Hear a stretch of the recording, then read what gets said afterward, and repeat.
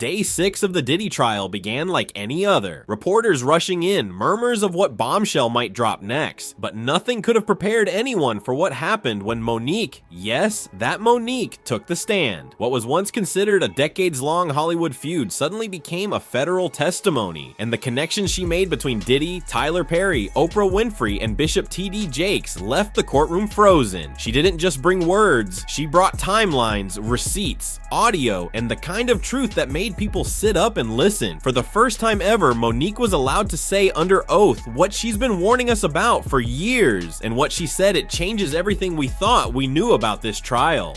The gallery was already packed before the doors even opened on Day 6. Journalists lined the hallway, eager for a glimpse of whatever headline might emerge. What they didn't expect was Monique, the Oscar-winning actress, comedian, and outspoken critic of Hollywood, striding in quietly but confidently through the side entrance. Diddy's legal team exchanged glances. Prosecutors shuffled papers with fresh urgency. The air thickened. Nobody had her name on any expected witness list, but the moment she took the stand, the energy in the room changed. Diddy, dressed in a charcoal suit, visibly tensed. He leaned in toward his lawyer, whispering with a hint of confusion.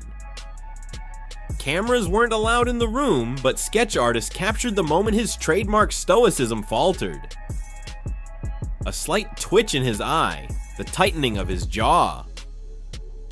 Monique sat upright, her voice firm from the first word. I was asked here to speak the truth, and that's what I intend to do. For years, she'd warned the world about what happened behind the velvet curtains of Hollywood. She told stories about being blackballed by Tyler Perry, Oprah Winfrey, and Lee Daniels. People laughed it off, said she was bitter, that she was overreacting. But now, seated under oath in a federal courtroom, those same warnings were being taken very seriously. The judge gave her permission to read from a timeline she had prepared. It chronicled her personal dealings with the individuals now circling this trial like vultures, the exact dates of meetings, phone calls, broken promises, and offers made in back rooms under the guise of opportunity. Prosecutors nodded along, some already referencing notes from Cassie Ventura's earlier testimony. And just like that, the trial wasn't just about Diddy anymore. Monique's second statement wasn't aimed at Diddy directly, it was aimed at Tyler Perry, and it landed like a missile. She described a private phone call with Perry in 2018, during which he admitted that her blackballing from Hollywood had been unjust. He told me he was wrong. Monique testified. He said he would apologize publicly. He never did. Instead, she says, Perry told her that if he publicly apologized, it would blow back on people who weren't ready to be exposed. When asked who he was referring to, Monique looked directly at the jury and said, Puff, that's who he was worried about. Puff Daddy, Diddy, whatever you want to call him. Courtroom observers gasped. Even the prosecution team exchanged looks. This wasn't just drama, it was potential evidence of industry-wide collusion. Monique went further, stating that Perry told her he couldn't risk it because there were too many people tied to too many NDAs.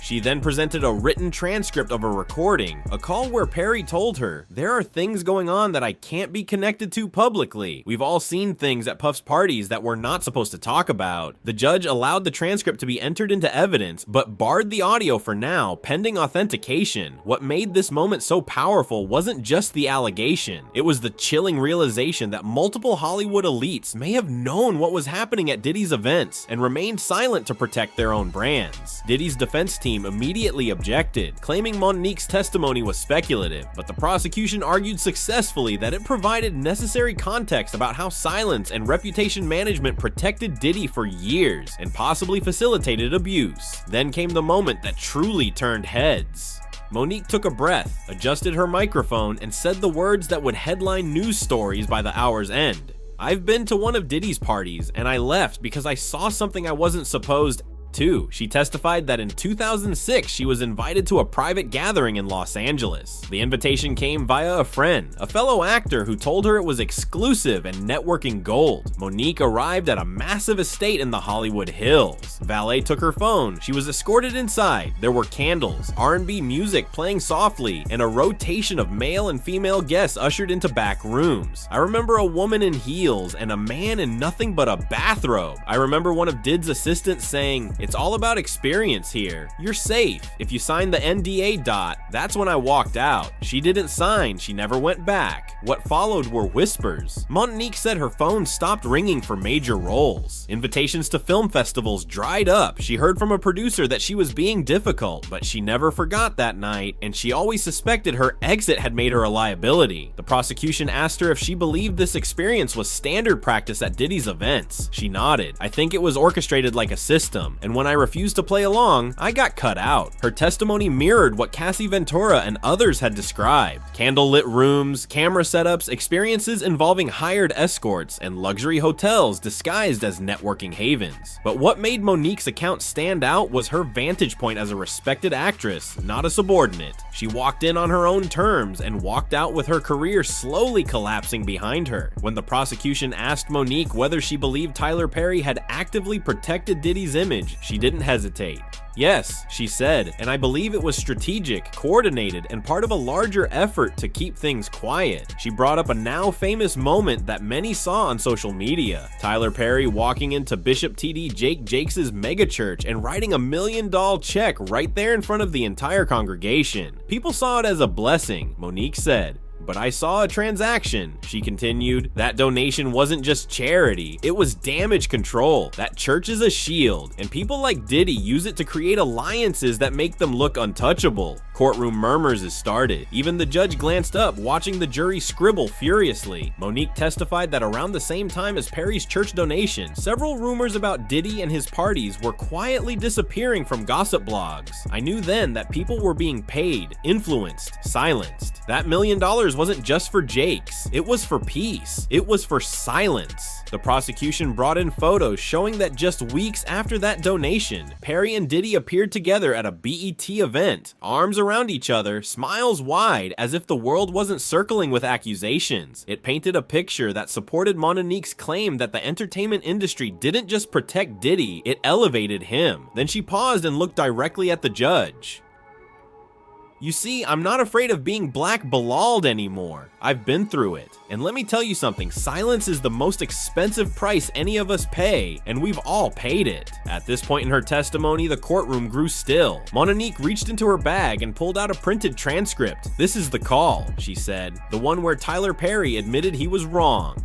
Gasps, whispers. Monique had been saying for years that Tyler Perry privately apologized for the way she was treated after the Precious fallout, but now she was saying it under oath with a transcript to back it up. I recorded the conversation. He knew. I told him. He said he was fine with it. She handed the papers to the bailiff, who delivered them to the judge. The judge scanned the top lines, then nodded for the prosecution to continue. In the transcript, Perry reportedly says, "I know I messed up. You were never difficult. You just didn't want to work for free. I should have said that publicly." Then he pivots, allegedly telling Monique, "But I can't go public. Puff's name's wrapped up in too much right now."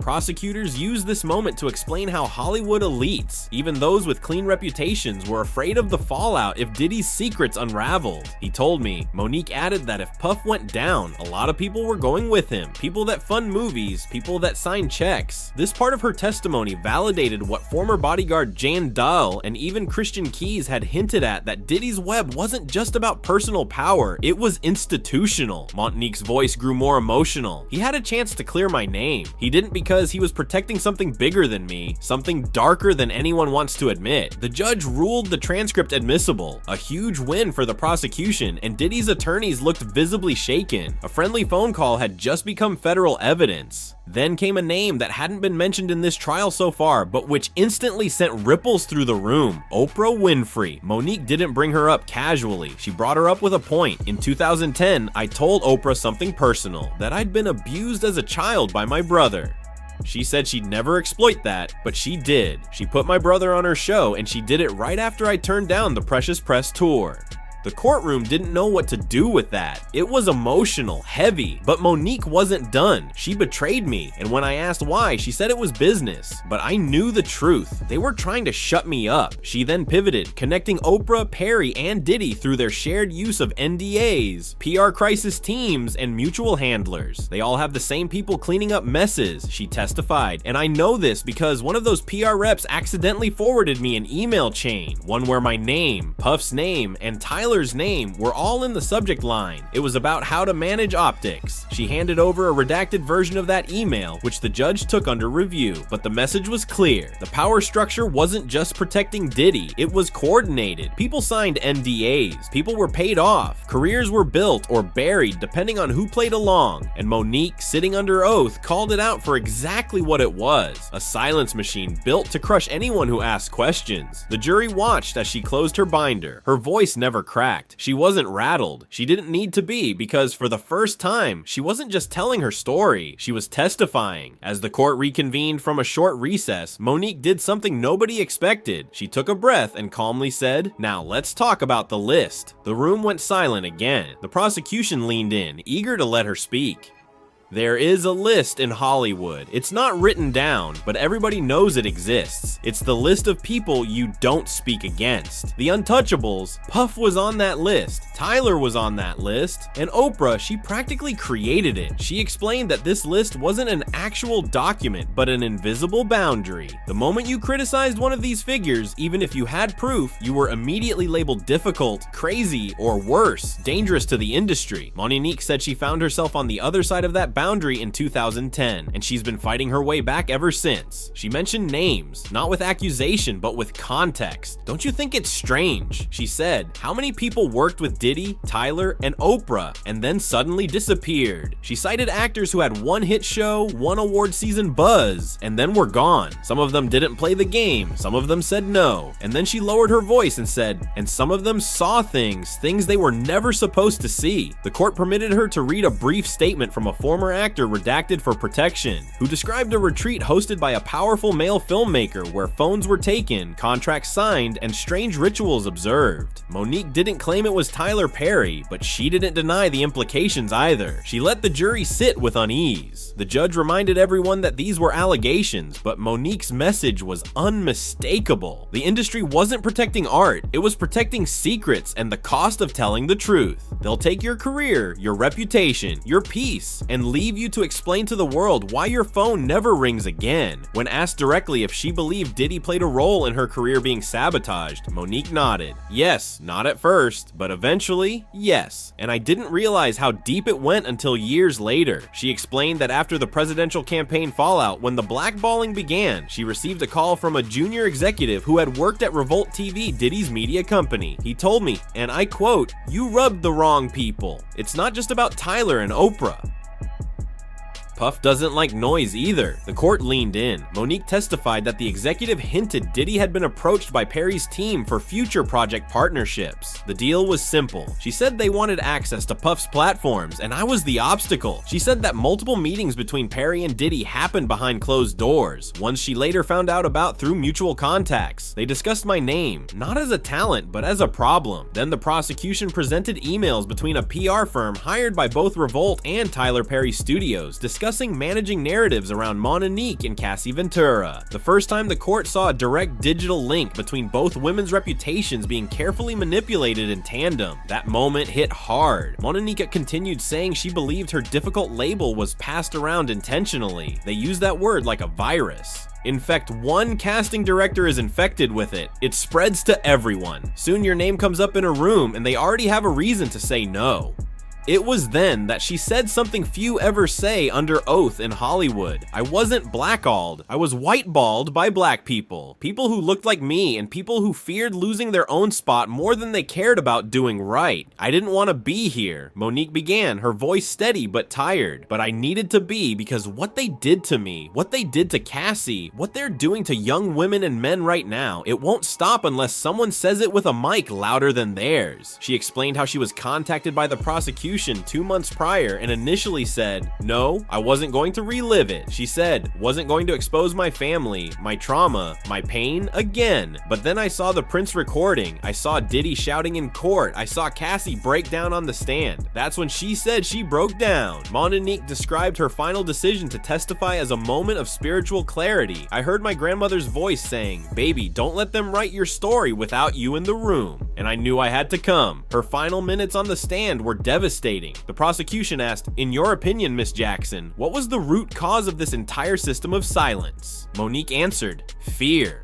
Everybody in this industry is scared. Scared to lose a job, scared to lose a deal, scared to lose relevance, and scared to tell the truth because people like Puff, like Tyler, and yes, like Oprah have made it very expensive to do so. She looked toward Diddy and said quietly, "You thought nobody would talk, that you built an empire strong enough to silence everybody, but now you're sitting in silence, and I hope you finally hear us." As she stepped down, court reporters described Diddy as visibly shaken. His hands trembled. His attorney whispered furiously. The gallery erupted, not in noise, but in energy. It was the moment the courtroom felt the tide shift. Nique, blackballed for over a decade, had just become the most powerful voice in the trial. The courtroom had been on edge for days, but no one expected what happened when Nique locked eyes with the defense and whispered the name that hadn't been officially uttered once during the previous 5 days. Tyler Perry. It wasn't a scream. It wasn't dramatic. It was quiet, controlled, like someone finally removing a loaded weapon from a locked drawer. You want to talk about power? You want to talk about silence? Ask Mr. Perry why I was blackballed after refusing to work for free. And then look who stood beside him at every event. The gallery gasped. At first, the courtroom seemed confused. Tyler Perry wasn't on trial. His name wasn't in the indictment, but Monique's implication wasn't about legality. It was about culture, about the system, about who protected who. He never lifted a finger to help me, but he made calls to make sure no one else would either. Ask the producers, ask the agents, ask Lee Daniels. I've got the call logs, she continued, holding up a folder that hadn't even been introduced into evidence. The defense immediately objected, but it was too late. The jury had heard it. A major Hollywood name, a man many believed was untouchable. Monique went further. I know who was at the parties. I know which NDAS were enforced. I've seen people sign them in front of me. I was told not to speak, and when I did, my work dried up. I was told, be grateful. You're lucky to be here. Then she said something that silenced even the prosecution. I have audio of a phone call. Tyler apologized for everything. He admitted he was wrong, but he refused to go public. He said it would ruin everything. She stared straight ahead. I'm done protecting men who never protected me. That single statement hit harder than any exhibit the courtroom had seen that week. Suddenly, this wasn't just about Diddy. It was about the entire infrastructure of power that allowed him to exist unchecked. Monique didn't just point a finger at Diddy, she pointed it at Hollywood itself. And for the first time in the trial, jurors were looking beyond the man sitting at the defense table. They were looking at everyone who helped him stay.